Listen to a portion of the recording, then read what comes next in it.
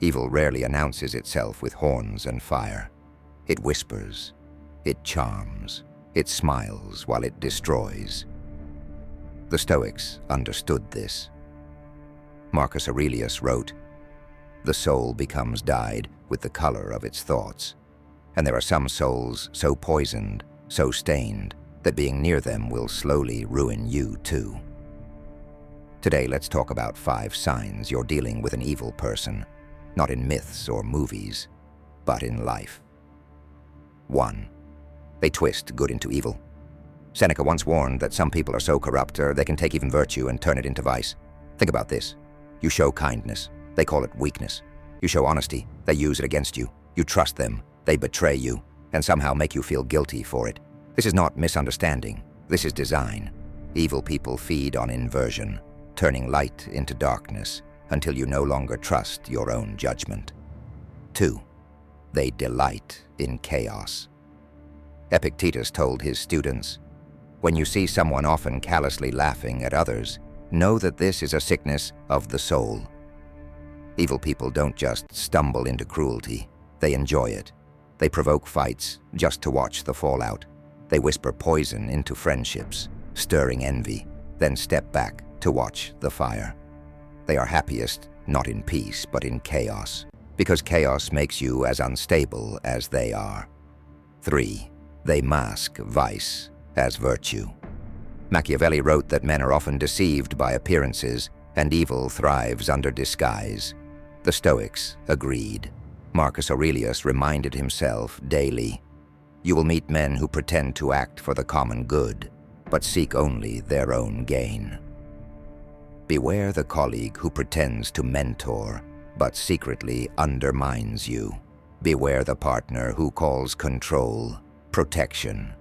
Beware the friend who calls gossip honesty. The mask is their greatest weapon. The mask disarms you. 4. They exploit your weakness. Seneca wrote, "The fiercest anger of all, the most incurable, is that which rages in the place of dearest love." Evil people don't just hurt at random, they study. They find the tender spot, the wound you try to hide, and strike it again and again. If you fear abandonment, they will threaten to leave. If you crave approval, they will withhold it until you beg. If you trust easily, they will betray, not once but endlessly, because they know you'll forgive. This is not carelessness, this is strategy. 5. They corrupt others. Evil is contagious. Marcus warned, "The wrongdoer is wronging himself. The unjust man is unjust to himself because he makes himself bad." But here's the danger. Their poison spreads. You begin to mirror them. You lie to defend them. You justify their actions. You find yourself doing things you once swore you never would. The Stoics said virtue is living in harmony with reason and nature. Evil is the opposite, living against it. And the more time you spend around it, the more you forget the sound of truth. So what do? The Stoics never told us to hate the evil person. Hate binds you to them.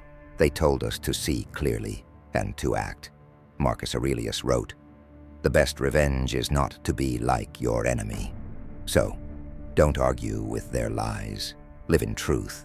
Don't fight their chaos. Step into order. Don't let them make you bitter. Grow kinder, but wiser. And above all, Seneca's advice: associate with those who may improve you. If someone corrupts your soul, walk away, even if it costs you everything. The closing reflection. Evil is not always obvious. It hides behind charm, affection, even love. But the signs are there, if you dare to look. They twist good into evil. They delight in chaos. They mask vice as virtue. They exploit weakness. They corrupt others. And the greatest danger is not that they destroy you. It's that they turn you into them. So the next time you wonder if you are dealing with an evil person, ask yourself, am I more myself around them or less? Because the Stoics knew The truest test of someone's soul is what they awaken in yours.